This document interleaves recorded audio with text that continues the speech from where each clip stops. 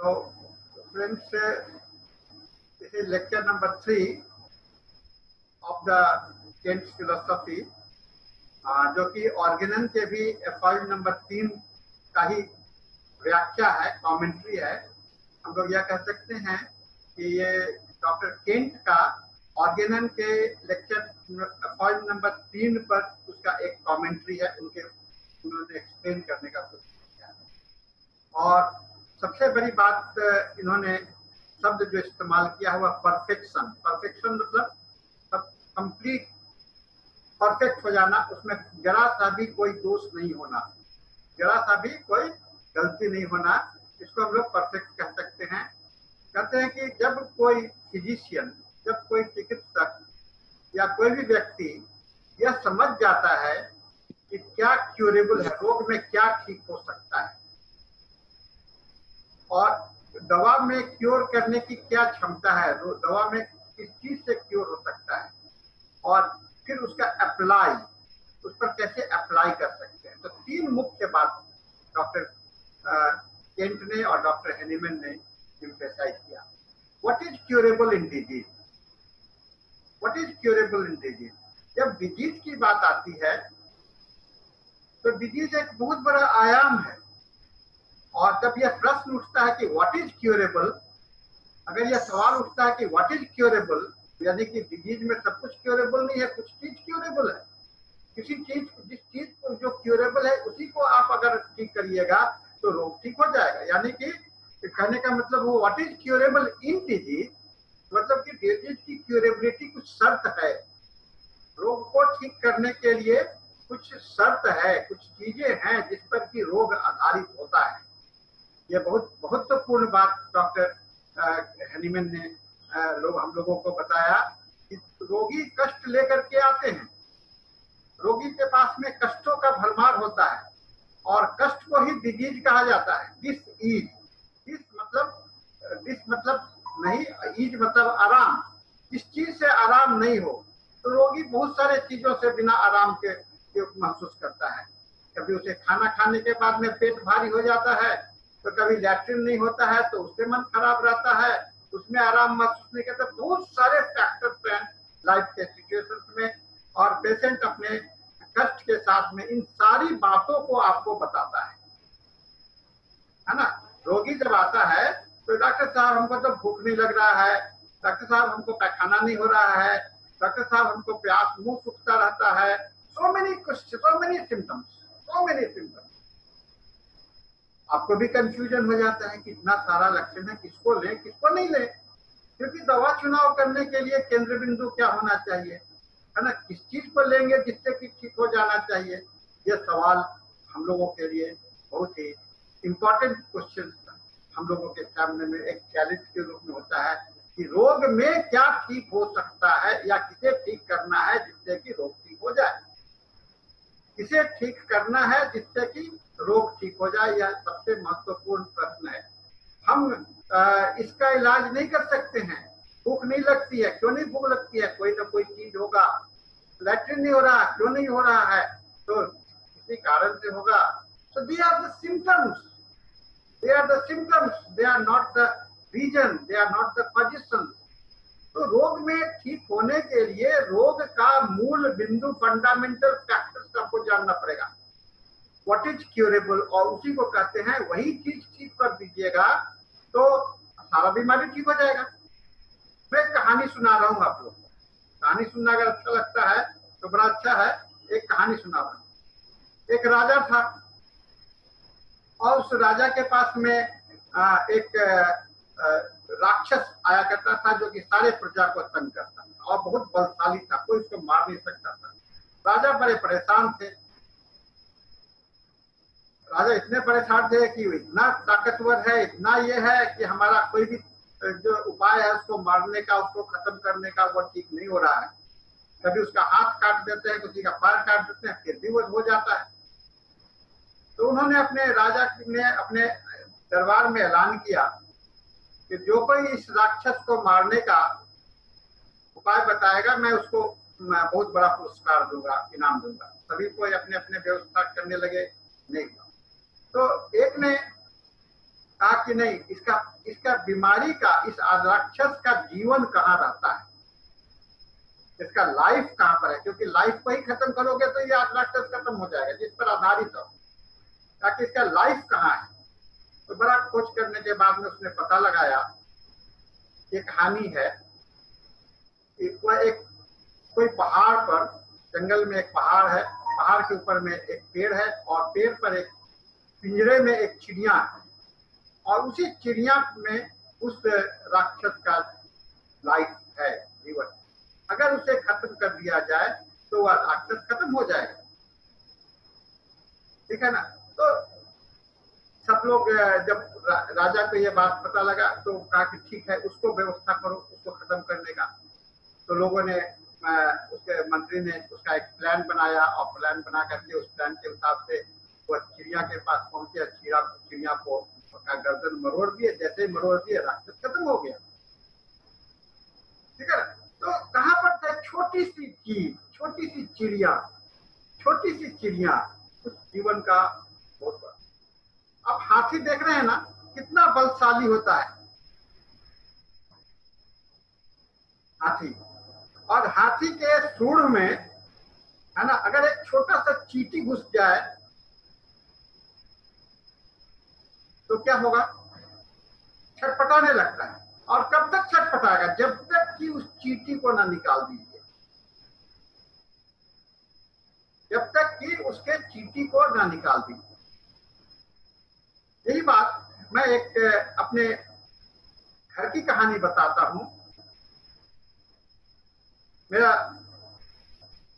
एक छोटा सा लड़का था, बहुत पहले की बात में बता रहा हूं, बहुत बच्चा था, और एक मैंने बोल नहीं सकता था, न्यूली बॉर्न बेबी, ठीक है। अब रात में अचानक वह रोना शुरू कर दिया। अब हम परेशान कि रो रहा है, उसको गोदी में लेके घुमा रहे हैं, सब लोग इसको रात भर जगा रहा, किसी को कोई ये नहीं हुआ, और वह रोता रहा। हम लोग, अपने भी नहीं सोया, अपने भी बेचैन रहा, हम लोगों को भी बेचैन रखा। सुबह में हम लोग एक पेडियाट्रिक्स डॉक्टर के पास में गए, बहुत एक्सपीरियंस, मैं बहुत पहले की बात बता रहा हूँ। जब उस पेडियाट्रिक्स ने बच्चे को देखा, उसने भी अपना डायग्नोसिस, पेट सब दबा करके गैस सब देखने का कोशिश किया। तब उनकी नजर, मैं देखा कि उनके हाथ जो हैं तो बच्चे के गर्दन पर पड़ा हुआ गया, और वहां उन्होंने एक छोटे से नस को थोड़ा सा ट्विस्ट किया, और ट्विस्ट करने के बाद में बोला कि ठीक है डॉक्टर साहब, 15 दिन, आप 1 घंटा के बाद में मुझे बताइए।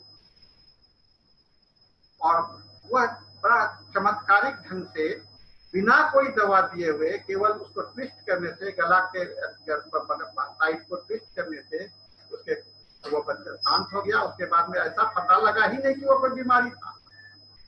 कहने का मतलब है कि व्हाट इज क्यूरेबल, क्या ठीक हो सकता है जिससे कि कष्ट दूर हो जाए, इसको हमको समझना है। रोगी आपके पास में बहुत सारे कष्ट लेकर के आते हैं, रोगी के पास में कष्टों का भरमार होता है, और सभी कष्ट पर अगर ध्यान दे करके आप अगर ये करेंगे तो आपके पास में दवा भी नहीं मिलेगा, आप खुद कंफ्यूज हो जाइएगा, क्योंकि आप कारण को नहीं समझ पा रहे हैं कि क्या चीज ठीक हो सकता है, उसको नहीं समझ पा रहे। तो डॉक्टर हेनीमैन ने कहा, इफ यू परसीव, दो शब्द आता है, तो एक देखना और एक होता है समझना, है ना, देखना और समझना। सी मतलब देखना, हम आंखों से देखते हैं और दिमाग से समझते हैं। अगर आंख से देखा हुआ और दिमाग का समझा हुआ अगर एक साथ दिख जाता है तो उसके हमारा इंटरनल तीसरी आंख होता है। कहा जाता है ना कि शंकर भगवान का तीसरा आंख होता है। तो हर एक आदमी के अंदर में थर्ड आई होता है, इंट्यूटिव आई होता है, और वो बन जाता है कब, जब आप परसीव करते हो, है ना। तो अब परसीव करने के लिए क्या करना पड़ेगा। डॉक्टर केंट कहते हैं कि ये बात तो अच्छी बात है, आप तो बहुत अच्छी बात बता दिए कि परसीव करना पड़ेगा। तो परसीव करने के लिए क्या करना पड़ेगा, परसीव करने के लिए, तो परसीव करने के लिए क्या हमको यही करना पड़ेगा कि सबसे ज्यादा पहले तो ये पता करो इसको क्या, ये कौन आया है मेरे पास में, है ना, कौन आया आदमी है। अगर आदमी है तो आदमी क्या होता है, ये जानकारी है तुमको? आदमी है तो आदमी क्या होता है, आदमी की जानकारी है? हाँ है, उसका हाथ होता है, पैर होता है। अरे हाथ पैर तो होता ही है सब आदमी को, कोई आदमी नहीं है जिसका हाथ पैर नहीं होता है ना? हर एक आदमी को हाथ पैर होता है। तो कैसे कहो कि हाथ नहीं है, पैर नहीं है? एवरीवन हैज गॉट द हाथ पैर। हर एक के पास में दिमाग है, हर एक के पास में पेट है, हर एक के पास में सभी कुछ है। ये तो एनाटॉमिकल स्ट्रक्चर है। हाँ, इसके माध्यम से हम लोग जानते हैं, इसलिए एनाटॉमी पर जानना बहुत जरूरी है, फिजियोलॉजी को जानना हमको बहुत जरूरी है, ठीक है ना? लेकिन इस एनाटॉमी और फिजियोलॉजी को संचालित करने के लिए भी कोई चीज होगा, अपने आप तो नहीं चल रहा है, कोई बैटरी तो लगा हुआ होगा, है ना? कुछ तो होगा इसके अंदर में, ताकि हम उस चीज को पहचान जिस पर कि आदमी का जीवन आधारित है ना? आदमी का लाइफ आधारित है। और वह लाइफ, जीवन का आधार क्या है? उसका जिस पर कि वह रह रहा है, जिसके कारण हम जिंदा हैं। किसके कारण हम जिंदा हैं? हाथ के कारण जिंदा है, पैर के कारण जिंदा है, दिमाग के कारण जिंदा है। अरे एक हाथ खत्म हो जाता है तो भी हम जिंदा रहते हैं, पैर कट जाता है तो भी जिंदा रहते हैं, और दिमाग उड़ जाता है तो भी हम जिंदा रहते हैं। जिंदा तो सभी जगह पर जिंदा रहते हैं। लेकिन एक ऐसा कारण है जिसके कारण हम मर सकते हैं, और वही, उसको जानो पहले, क्योंकि वही चीज है जिसको कि जानोगे तो तुम्हारा सारा कष्ट को जान जाओगे। वही बीमार पड़ जाता है, उसके अंदर में ही खराबी आ जाता है। अगर आपके गाड़ी के मोटर में, डायनेमो में गड़बड़ हो जाए, इंजन में ही गड़बड़ हो जाए, तो गाड़ी चलेगी? नहीं चलेगी। उसी तरह से कहा कि एक आदमी के लाइफ का जो फंडामेंटल फीचर्स होता है, अगर वह गड़बड़ हो गया तो आपके सारे यंत्र, सारे अंग तो एक एक करके खराब होते हैं। और पहले नहीं खराब होगा, पैर पहले खराब नहीं होगा, पहले उसको खराब होगा, तब वो आपका वो काम करेगा। कहा कि ये सारे चीज को जानने के लिए आप उसके मैनिफेस्टेशन, उस चीज को होता है। और बोल रहे हैं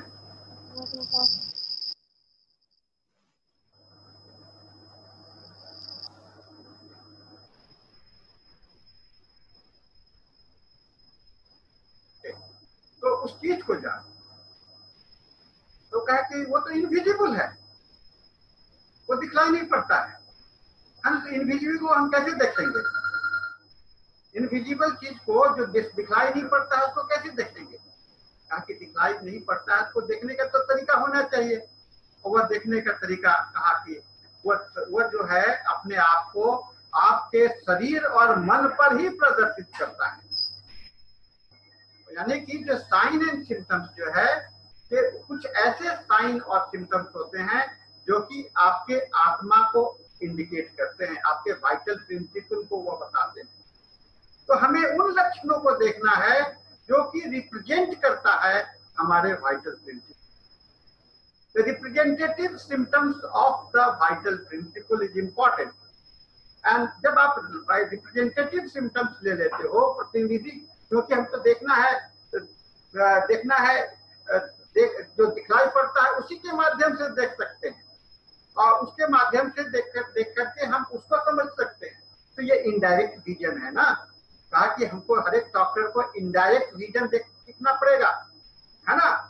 तीसरा पैदा करना पड़ेगा जो आंख से देखा हुआ चीज को देख करके एक ऐसा चीज को देख ले जो कि दिखलाई नहीं पड़ता है, एक ऐसी चीज को देख ले जो दिखलाई नहीं पड़ता है। तो यह एक फिजिशियंस का अप्रोच है, क्यूरेटिव साइन को क्योर करने के लिए, उस लक्षण को देखने के लिए, इनविजिबल फैक्टर को देखने के लिए वह साइन है। उसको उन्होंने कहा manifestation, external manifestations of the internal disorder.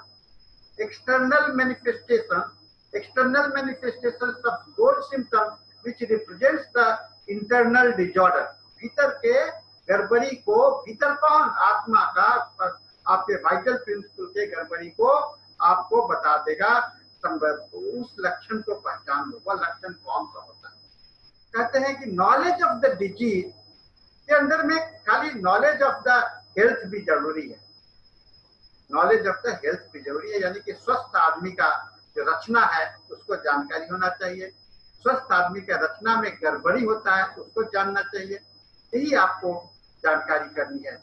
उसको उन्होंने कहा sign totality of the symptoms, totality of the symptoms, totality of the symptoms को कहते हैं वैसा लक्षण जो कि रिप्रेजेंट करता है हमारे वाइटल बॉडी को, वैसा लक्षण जो रिप्रेजेंट करता है वाइटल बॉडी पर, और यह लक्षण जो है तो आपके शरीर और मन पर दोनों एकत्र आता है, माइंड एंड बॉडी पर दोनों आता है, ठीक है ना। तो कहते हैं कि डॉक्टर को, एक फिजिशियंस को Vale ground idea of the government and law की जानकारी होनी चाहिए। एक जानकारी होनी, किसकी जानकारी चाहिए, एक कहते हैं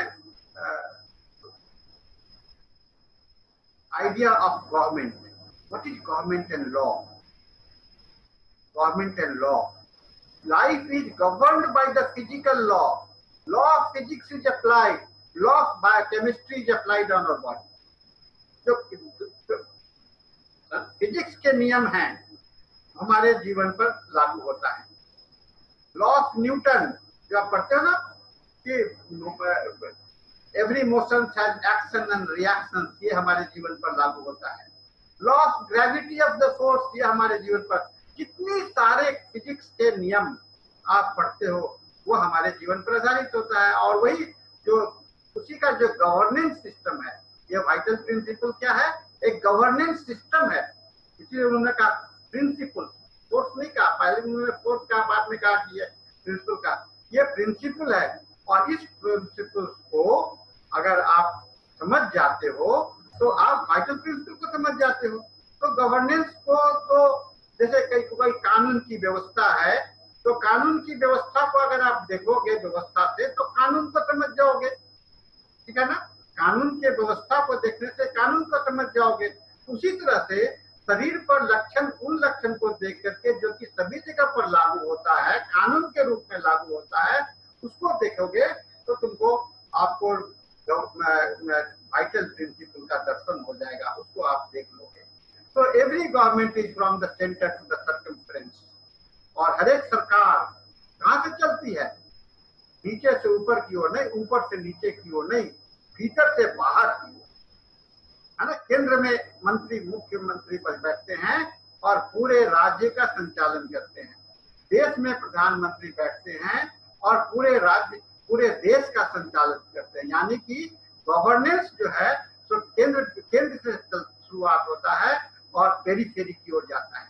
तो वैसे लक्षण जो कि केंद्र को इंडिकेट करा देगा, वैसे सिम्टम्स जो केंद्र को इंडिकेट करा देगा, वह आपको ये करेगा। एक और बात है, इन्होंने कहा सेंट्रल पॉलिटिकल गवर्नमेंट,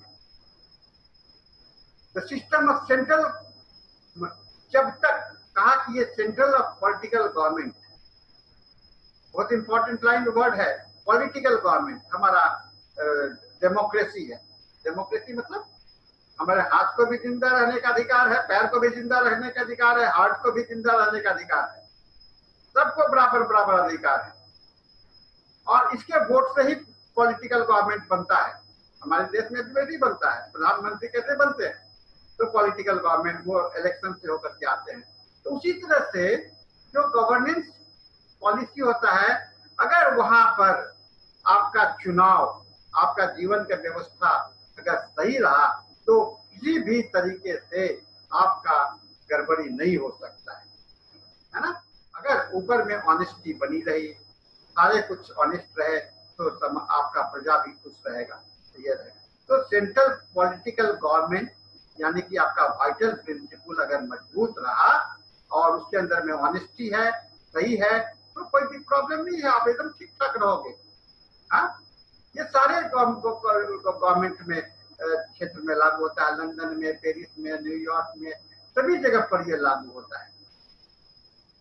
अब सोचो, इस गवर्नेंस सिस्टम में अगर कोई बाहरी व्यक्ति घुस जाता है और धीरे धीरे आपको प्रभावित कर देता है, उस राजा को भ्रष्ट कर देता है, माने कि उसको करप्ट बना देता है, तब क्या हो जाएगा? जब सेंट्रल गवर्नमेंट ही तो सेंट्रल फैक्टर ही करप्ट हो जाएगा तो उसका जो है एनार्की हो जाएगा एंड लॉस ऑफ कॉन्फिडेंस होने लगेगा। एनार्की मतलब अराजकता। लक्षण क्या है? अराजकता का साइन है, sign and symptoms of the anarchy. Symptoms को इन्होंने कहा एनार्की। एनार्की मतलब वैसा लक्षण जो कि मुख्य कानून को नहीं पहचानता है, कानून के विरोध में चलता है, मनमाना करता है। लक्षण थोड़ी होता है जो आपको कष्ट होता है, आपकी मर्जी से कष्ट होता है क्या? नहीं, आपकी अपनी मर्जी से करता है। आपको भूख नहीं लगती है, आपकी मर्जी से होता है क्या? नहीं, वो अपनी मर्जी से होता है। यानी कि एनार्की प्रोसेस में सिम्टम्स का जो कैरेक्टर होता है वह एनार्की हो जाता है और उसके कारण आपको कष्ट भोगना पड़ेगा, है ना। आपको बेचैनी होगा, राहत होगा, ये सब तो कष्ट है। लेकिन एनार्की जो है सो बहुत इंपॉर्टेंट है। वो अराजकता, सेंट्रल पॉइंट में अराजकता हो जाना। और उसको अराजकता करने के लिए कौन आता है? उसको करप्ट करने के लिए कौन आता है? कोई करप्ट आदमी ही आएगा, ईमानदार आदमी तो आएगा नहीं। मतलब उसके सलाहकार कौन होंगे? ईमानदार आदमी नहीं होंगे, उसके सलाहकार होंगे करप्ट आदमी।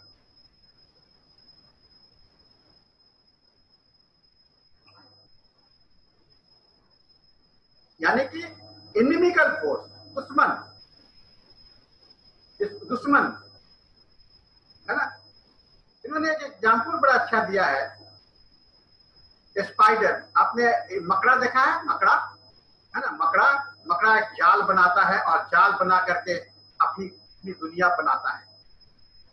उस दुनिया में एक ऐसा, उस मकड़ा का एक ऐसा रचना होता है वेब में कि गवर्न करने का, कि वह अपने भीतर में एक जगह पर कहीं बैठा होता है और उसके जाल में बाहर से कोई भी अंदर वहां तक नहीं प्रवेश कर सकता है। यानी कि उस मकड़े को नहीं मार सकता है, उसका साम्राज्य राज सही रहेगा, एकदम ठीक ठाक रहेगा। लेकिन जब इस मकड़े के पास में पहुंचना हो तो आप अगर किसी तरह से पहुंच जाते हो और मकड़े को ही परेशान कर देते हो तो उसका जाल टूट जाता है ना। तो कंफ्यूजन क्रिएट हो जाता है। तो in man the center of government is in the cerebrum and from here from it every nerve cell is covered। आदमी में यही होता है और इसको आपकी पहचानना है।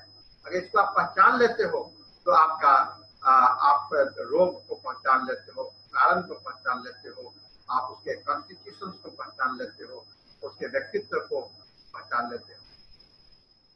कहते हैं कि totality represents to the human mind and nearly the nature of the sickness and the therapeutics must have in mind। इस टोटलिटी पर पहुंचने के लिए ह्यूमन माइंड को भी आपको शामिल करना पड़ेगा और शरीर के लक्षण को भी शामिल करना पड़ेगा और दोनों को इसको पैथोनोगोमिक सिम्टम्स कहते हैं। तो जिसको पैथोनोगोमिक माने वैसा लक्षण जो कि आपको विपरीत कष्टकर और पिक्युलरिटी और रेयर के रूप में डिफाइन होता है। अलग अलग रोग में अलग अलग दिखलाई पड़ेगा, अलग अलग व्यक्ति में अलग अलग दिखलाई पड़ेगा, एक जैसा नहीं दिखलाई पड़ेगा, है ना। यहाँ तक अगर आप पहुंच जाते हैं अलग, तो उस आदमी को अलग से देखने की व्यवस्था हो जाती है तो आप जो है तो उसको रोग को पहचान लेते हो। ठीक है, आप रोग को पहचान लिए, अब रोग को पहचान लिए तो आपको दवा को भी पहचाननी पड़ेगी, है ना। What is curative in the medicine? दवा में क्या ठीक कर सकता है?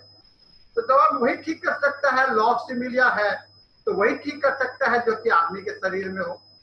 यानी कि हर एक दवा के अंदर में एक आदमी का पर्सनैलिटी छिपा हुआ होना चाहिए। यानी कि उसको पर्सनैलिटी को मैच कराना है, एक लक्षण को मैच नहीं कराना है, दो लक्षण को मैच नहीं कराना है। Totality of the symptoms of the patient has to be matched with the totality of the symptoms of the, and totality is the representative symptoms of the vital principle. Totality is the representative of the vital principle. So the medicines also must have the representative of the vital principle of the medicine। हर एक दवा का vital principle होता है जिसको कि हम लोग thematic concept कहते हैं ऑफ द मेडिसिन। तो जब दवा के थीमेटिक कॉन्सेप्ट के पास में आपके पास में रहता है तो उस लक्षण के विस्तार को आप समझ जाते हो और आप दवा को पहचानने लगते हो। दवा को पहचान और जब उसको अप्लाई करते हो तो आपके पास में तीसरा प्रश्न आ जाता है, अब इसको कैसे दें, अब इसका उपयोग कैसे करें। तो उसको कहते हैं लॉ ऑफ एप्लीकेशन, दवा को कैसे इस्तेमाल करते हैं। तो रोग और दवा को मिलाने के लिए एक ब्रिज की जरूरत है। रोग और दवा को मिलाने के लिए एक पुल का जरूरत है, और उस पुल का नाम क्या है हमारे पास में, उसको हम लोग कहते हैं रिपोर्टरी। रिपोर्टरी एक पुल है जिसको कि हमको रोग और दवा को मैच कराता है। इस चीज को हमको दिमाग में रखना पड़ेगा। तो general to particular, particular to general, this is called homoeopathy. और अगर इस तरह से आप देखेंगे तो आपके पास में रोग का, रोगी का और दवा का ज्ञान है, तो आपके पास में इस बात का ज्ञान हो जाता है कि आपको रोगी कैसे ठीक हो जाएगा। और इसी चीज को इन्होंने कुछ एग्जाम्पल के माध्यम से यहाँ पर समझाने का कोशिश किया है। बहुत सारे एग्जाम्पल इन्होंने दिए हैं दवा का, रोग का। ये कहते एक रोग जैसा रोग दिखने वाला आज भी चल रहा है ना, बहुत सारा बीमारी, और हर एक रोगी को जब हम लोग के पास में आता है तो सबको हम लोग एक दवाई नहीं देते हैं। क्यों? कि उसका वाइटल प्रिंसिपल अलग है, और उसका वाइटल प्रिंसिपल सल्फर से मैच करता है, किसी का एफपी से मैच करता है, किसी का बेलाडोना से मैच करता है, उसके सिमिलिमम होता है।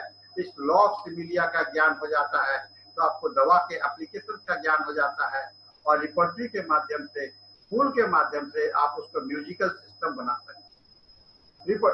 रिपोर्टरी क्या है? रिपोर्टरी एक म्यूजिकल सिस्टम है जहाँ के ट्यूनिंग करना। ट्यूनिंग म्यूजिक में क्या करते हो आप, डिफरेंट इंस्ट्रूमेंट्स को ट्यून करते हो, और जब वो ट्यून हो जाता है, एक साथ में मिल जाता है, तो क्या हो जाता है, एक बहुत मधुर संगीत होता है ना। तो उसी तरह से जब रिपोर्टरी के मेडिसिन, रिपोर्टरी से निकला हुआ मेडिसिन लक्षण रिपोर्टरी में आपको टोटलिटी ऑफ सिम्टम्स को फ्रेम कर लेते हैं, तो उससे जो निकला हुआ दवा होगा वो लाइफ फोर्स के साथ में ट्यून हो जाता है, और ट्यून हो जाने से जो चीज निकल करके आती है उसको हम लोग क्योर करते हैं, उसी को ठीक, वही हमारा ठीक हो सकता है।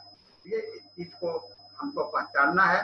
और एनिमन ने जो इस बात को कहा, डॉक्टर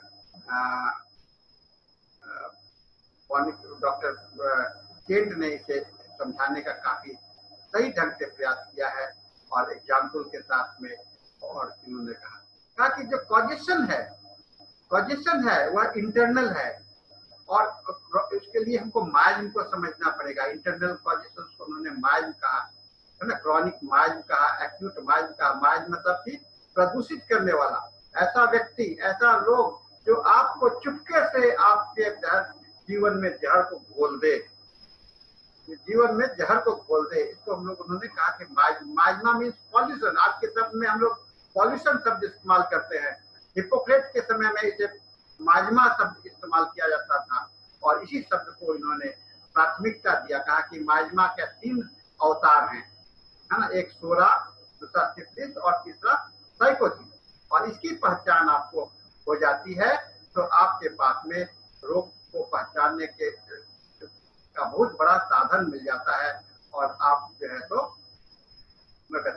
तो कहते हैं इनका पैराग्राफ 3 इसका है, it looks for toward making a homoeopathic physician so intelligent that when he goes to the bedside of the patient he can clearly perceive the nature of the disease and nature of the remedy.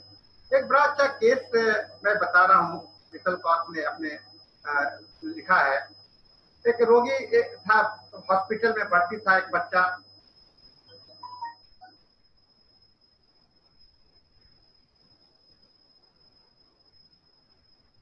और बहुत सारी दवाइयाँ दी गई, allopathy, homeopathy सभी दिया गया, और hospital में भर्ती था। जब डॉक्टर साहब गए देखने के लिए, वो ठीक नहीं हो रहा था, तो इनके मित्र ने इनको ले गया वहां पर। देखिए बच्चा एकदम बेहोश जैसा पड़ा हुआ है, कहर रहा है, मॉर्निंग है, और कहा कि उन्होंने उसको एक टक देखते रहे, एक टक देखने के बाद में उसके बच्चे के माथे पर हाथ रखा। हाथ रखने से बच्चे को थोड़ा सा उसके कहरन बंद हुआ। दोबारा उन्होंने टेस्ट किया तो अब उसको बड़ा अच्छा लगा कि हैंड लेइंग एमुलरेट, कष्ट किससे आराम मिल रहा है, हैंड ले, खाली हाथ रख, किसी ने इस बात को नहीं देखा। और कुछ प्रेजेंटिंग सिम्टम्स को देख करके उन्होंने दवा का चुनाव किया और वह दवा था फास्फोरस। फास्फोरस में बहुत अच्छा है, मैग्नेटाइज दिया है के साथ में हैंड लेइंग एमुलरेट, हाथ किसी भी भाग को आदमी को छूने से कष्ट में आराम मिल जाता है, ये फास्फोरस के अंदर में है। और इस फास्फोरस के 10 एम पोटेंसी में उसको दिया गया और जो बुखार महीनों से चल रहा था वो बुखार कुछ मिनटों में वो ठीक हो गया। तो यह मैटर ऑफ परसेप्शन है, अंडरस्टैंडिंग है, इसी को परसेप्शन बोला जाता है। उन्होंने क्या देखा, ये तो छूने से बीमारी ठीक हो जाता है, तो ऐसा दवा दो कि इसको छुएगा, है ना, टच करेगा। और वह टच करने वाला दवा हमारे मेडिका में है ना, फास्फोरस है, बहुत सारी दवाइयां हैं लेकिन उसमें फास्फोरस भी है। तो चुनाव करके आप फास्फोरस पर उन्होंने पहुंचा और दवा उनको मिली और उसके कहा ये this is called the perception. Perception सबसे बड़ी बात होती है। परसेप्शन आंख से देखने से परसेप्शन नहीं होता है, दिमाग से देखने से परसेप्शन होता है। आंख और दिमाग अगर मिल जाता है तो आपका अंडरस्टैंडिंग बनता है, आपका समझ बनता है, और जब समझ बन जाता है तो आपके पास में दवा और इसके बीच में कोई दूरी नहीं रह जाता है। तो यही आज का मैसेज है हम लोगों का कि हम अपने आप को परसीव करना सीखे, समझना सीखे, कैसे हम परसीव कर सकते हैं। और यह परसीव करने का तरीका ही आपको होम्योपैथिक चिकित्सक बनाएगा। और इसके साथ में आज का ये हम लोगों का क्लास लेक्चर ये समाप्त होता है। अगले बार हम लोग दूसरा